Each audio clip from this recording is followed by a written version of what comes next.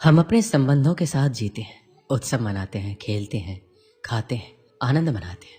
किंतु जब कोई प्रिय हमसे दूर चला जाता है, इस संसार से चला जाता है, तब हम दुर्बल हो जाते हैं, सदा दुखी रहते हैं। क्या ये होना चाहिए? इस प्रकृति को देखिए, वृक्ष पत्तों के झरने से शोक नहीं मनाता, वो नए पत्तों के आने का स्वागत करता है। कल आप भी किसी स्थान पर आए थे और कल आपके स्थान पर कोई और अवश्य आएगा, क्योंकि ये परिवर्तन है, ये प्रकृति का नियम है। इसमें शोक कैसा? जो छूटा उसका शोक मनाने के स्थान पर जो मिलेगा या जो आपके पास है उसका आनंद उठाइए। श्री कृष्ण कहते हैं, ईश्वर के लिए सभी प्राणी समान है, उन सभी में समान रूप से ईश्वर का वास होता है। कोई जीव छोटा या बड़ा, अधिक या ज्यादा प्रिय नहीं है। जो अपने ईश्वर की विशेष आराधना करते हैं, पुकारते हैं, उनके साथ सदैव उपस्थित रहते हैं। संपूर्ण जगत, ब्रह्मांड, चर अचर, सब में ईश्वर का वास है। यह ईश्वर की माया ही है जो पूरे ब्रह्मांड में व्याप्त है। वहीं ईश्वर धरती पर मधुर संगीत है, वहीं ईश्वर अग्नि की उष्मा है।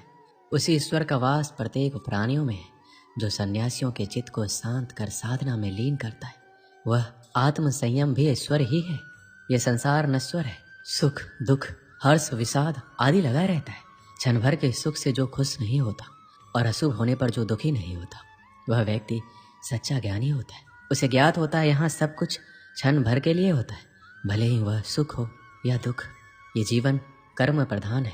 जो व्यक्ति कर्म करके, परिश्रम करके अपने लिए कुछ अर्जित करता है, वह वास्तविक रूप से उस फल का भागी है। अन्यथा वह चोर की भांति है, जिसे बैठे बिठाए सब मिल जाता है। जिस व्यक्ति के पास आपके लिए मान सम्मान और कद्र ना हो, उनके साथ रहना व्यर्थ है। वह सदैव आपके लिए शत्रुता का भाव रखते हैं। ऐसे व्यक्ति के साथ रहने से उत्तम आप अकेले रहें। श्री कृष्ण कहते हैं, इस जीवन में अधिक सीधा होना, सरल होना भी अनुचित है। जो सरल और सीधे स्वभाव का होता है, लोग उसका अनायास फायदा उठाते हैं। ये जीवन एक रणभूमि है, यहाँ निरंतर संघर्षों का सामना करना पड़ता है। इस संघर्ष रूपी महाभारत में स्वयं अपना सारथी, अपना मार्गदर्शक और योद्धा बनना होता है। जिनकी किस्मत अच्छी होती है, जिनके पास किसी साधन की कोई कमी नहीं होती, वह थोड़ा सा भी कष्ट नहीं झेलते। थोड़ी सी भी कमी होने पर भगवान को कोसते हैं। वहीं जिनके पास अभाव होता है, जिनके पास साधन की कमी होती है, उनके पास थोड़ी सी भी बरकत हो या खुशी मिले, वह भगवान को धन्यवाद करते हैं। ये पृथ्वी नश्वर है, यहाँ सब कुछ गतिमान है। जिस प्रकार सुख दुख में जीवन आता जाता है, उसी प्रकार मृत्यु और जन्म यहाँ लगा रहता है। इसमें खुश होना या दुख मनाना व्यर्थ है। मुंह से माफ़ी देना और हृदय से माफ़ी देने में काफ़ी अंतर है। मुख द्वारा दिए गए माफ़ी को तत्काल प्राप्त किया जा सकता है, किंतु दिल की माफ़ी प्राप्त करने में उम्र बीत जाती है। प्रभु अपने भक्तों की सदैव परीक्षा लेते रहते हैं। इस परीक्षा में भक्तों को अनेकों कष्टों का सामना करना पड़ता है। सामान्य लोग इसे अपना दुख मानकर पीछा छुड़ाते हैं, वहीं साधक तथा प्रेमी प्रभु की इच्छा समझकर उसका सामना करते हैं। सांसारिक सुख क्षणिक होता है। जो सुख आज प्राप्त हो रहा है, वह सुख स्थायी नहीं है। यह सुख आपके साथ सर्वदा नहीं रहने वाला। आपको दुख भी प्राप्त होगा, परंतु संसार से वियोग अर्थात मुक्ति परम आनंद को प्राप्त कराती है। यह ईश्वर तक पहुंचाती है। माना जाता है जीवन के पूर्व कर्मों का फल इसी जन्म में होता है। जितने भी रिश्ते नाते सुख दुख व्यक्तिगत जीवन में प्राप्त होते हैं, वह पूर्व जन्मों का फल है। वरना कौन इतनी बड़ी दुनिया में आपसे दिल लगाता है। राधा और कृष्ण दोनों अवतारी थे। दोनों का जन्म कुछ विशेष परिस्थितियों के लिए हुआ था। उन दोनों का मिलना बिछड़ना बस एक प्रक्रिया मात्र थी, जिनके माध्यम से प्रेम का वास्तविक रूप समाज में दिखाना था। आस्था और प्रेम पर व्यक्ति का स्वयं नियंत्रण होता है। जहाँ आस्था और प्रेम लग जाता है, वहीं श्री कृष्ण के दर्शन हो जाता है, क्योंकि श्री कृष्ण सर्वव्यापी है। कृष्ण को जो भी भक्त सच्चे हृदय से पुकारता है, वह उनके साथ सदैव खड़े हो जाते। प्रहलाद जैसा विश्वास, भीलनी जैसी आशा और द्रौपदी जैसी पुकार, मीरा जैसा इंतजार, अगर सभी शुद्ध हो तो कृष्ण को तो आना ही पड़ता है। आशाएं व्यक्ति को दुख के मार्ग पर ले जाती है। आशाएं बड़ी प्रबल होती है। आशा अनुरूप कार्य होने पर जहाँ खुशी मिलती है, वहीं आशा के विरुद्ध कार्य होने पर दुख का पहाड़ टूट जाता है। व्यक्ति जीवन में आशा दुख का प्रमुख कारण है। जो लोग ये कहते हैं अपनों के आगे झुकने में बुराई नहीं, उन्हें मालूम होना चाहिए जो अपने होते हैं वो कभी झुकने नहीं देते। श्री कृष्ण कहते हैं, जब से मनुष्य का जन्म हुआ है, जान पहचान का, और आज के युग में तो व्यक्ति का मूल्यांकन ही इससे किया जाता है। उसकी पहचान कहाँ तक है? क्यों? आपके आसपास भी कई ऐसे लोग होंगे जो पहचान के बल पर आपको बना देते। ऐसे कई लोग होंगे जो पहचान से काम पा लेंगे, धन अर्जित कर लेंगे, किंतु आप तनिक सोचिए, क्या ये ठीक है? पहचान से मिला काम आपके साथ तब तक रहेगा जब तक आपके उनसे मधुर संबंध होंगे, जब तक आपके उनसे मधुर संबंध होंगे। संबंधों में खटास आई और काम निकल गया हाथ से, तो अब क्या किया जाए? इसका उत्तर है काम। अपना काम पूरे मन से करो, अपना काम निश्चल से करें, क्योंकि पहचान से मिला काम अधिक समय तक नहीं टिकेगा, किंतु काम से मिली पहचान युगों युगों तक टिकेगी। श्री कृष्ण कहते हैं, जीवन में कुछ कर दिखाना है, आकाश की वो सीमा छूनी है जिसे छूने के विषय में आप कभी सोच नहीं सकते, तो अपने भीतर से ये 3 गुण अर्जित कीजिए।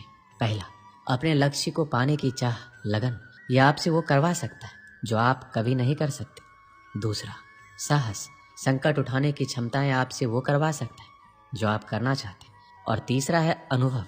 अनुभव आपको ये बताएगा कि आपको क्या करना चाहिए। तो जिसने चाह, साहस और अनुभव इन 3 गुणों को पा लिया, उनके लिए संसार में ऐसा कुछ भी नहीं जो वो नहीं पा सके। स्वप्न और लक्ष्य कितने समान लगते हैं। इन दोनों की व्यक्ति कल्पना करता है, इन दोनों को व्यक्ति पाना चाहता है, और ये दोनों पूर्ण हो तो व्यक्ति स्वयं को भाग्यशाली भी समझता है। किंतु इन दोनों में अंतर है। अंतर यह है कि स्वप्न के लिए बिना मेहनत की नींद चाहिए और लक्ष्य के लिए बिना नींद की मेहनत। जो व्यक्ति स्वप्न में देखने में रह जाता है, उठने के पश्चात उसके हाथ खाली रहते, और जो व्यक्ति मेहनत करता है सोते समय उसके हाथ उसका लक्ष्य होता है। इसलिए यदि स्वप्न भी देखो तो लक्ष्य समझ के। दीपक जलाने का कार्य कितना सुखमय होता है। प्रकाश की ये लौ मानो भीतर जाकर मन में उल्लास भर देती कि ये मैंने क्या कर दिया, मैंने इसे बुझा क्यों दिया, जबकि इसी से मैंने अन्य दियों को जलाया है। क्योंकि जब तक ये तीली अन्य बातियों को जला रही थी तब तक ये जल रही थी, किंतु जब इसने ऐसा करना छोड़ दिया तो इसे स्वयं बुझना पड़ा। जीवन में इसी प्रकार प्रकाश देने का नाम है। जीवन में शुभ काम करोगे, परोपकार करोगे, किसी की सहायता करोगे तो जीवित रहोगे, और जिस दिन ये देना बंद कर दिया, श्वास लेने के पश्चात भी मृत समान होगी। इसलिए जब तक श्वास है, आशा रूपी प्रकाश का संचार करते रहिए। विश्वास कीजिए, मृत्यु के पश्चात भी अमर रहेंगे। एक समय की बात है, तूफान में फंसकर एक समुद्री जहाज तहस नहस हो गया। उसमें बैठे सभी यात्री समुद्र में डूब गए, बस एक आदमी को छोड़कर।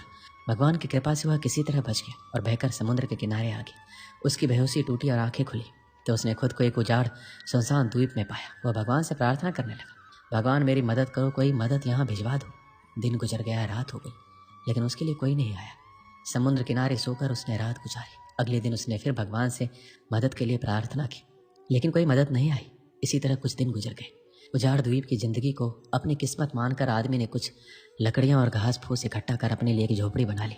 टूटे जहाज से बहकर आई चीज़ों में से उसने अपनी जरूरत की चीज़ें इकट्ठा की और झोपड़ी में रख ली। उस झोपड़ी में रहकर वह दिन गुजारने लगा। एक दिन वह भोजन की तलाश में गया हुआ था। वापस लौटा तो देखा कि झोपड़ी में आग लग गई। अपना एकमात्र आसरा उजड़ जाने पर वह बहुत दुखी हुआ। आसमान की ओर सिर उठाकर भगवान को कोसने लगा, भगवान मैंने तुझे मदद भेजने के लिए कहा, पर तूने ना सुनी मेरी। मन मारकर मैंने जीने के लिए यहाँ एक झोपड़ी बनाई, तूने वो भी जला दी, मेरा आसरा छीन लिया। तू बड़ा निष्ठुर है। रात भर वह समुद्र के किनारे सोया। सुबह तेज आवाज से उसकी नींद खुल गई। उसने देखा एक समुद्री जहाज किनारे आ लगा है। वह खुश हो गया, आखिरकार उसके लिए मदद आ गई। वह जहाज पर बैठा और जहाज चल पड़ा।